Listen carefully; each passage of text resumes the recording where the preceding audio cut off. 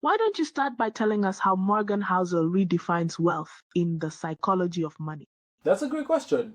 I think it redefines a conversation on money by reframing it from a psychological perspective, which makes it so much more relatable and applicable to anyone's life.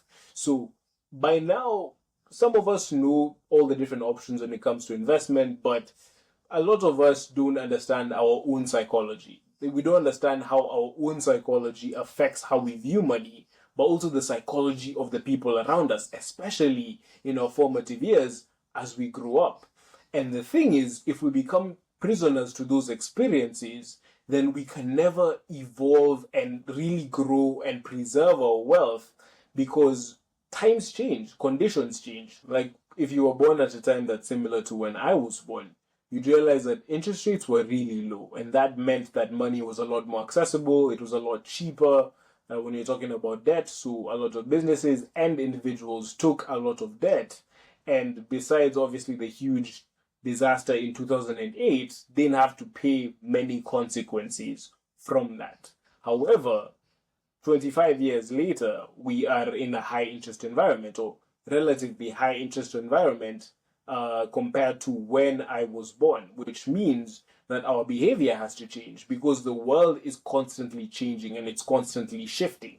If I still have the same attitude towards money as I did when I was growing up, or from the high risk entrepreneurs that I saw when I was growing up, then I might be shocked to see in the future things might be a lot tougher for me because things changed, but I didn't change with them. And that's what's so interesting about this book. It enabled me to understand my own psychology as well as the psychology of everyone around you. And the reason why it's so important to understand both of those is, of course, your own psychology sort of goes without saying, right?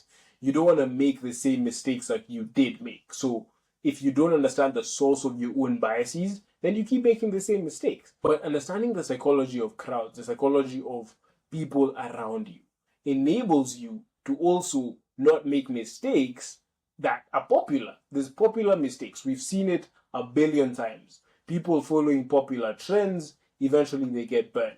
The thing is, there is an impact that the psychology of masses has on us.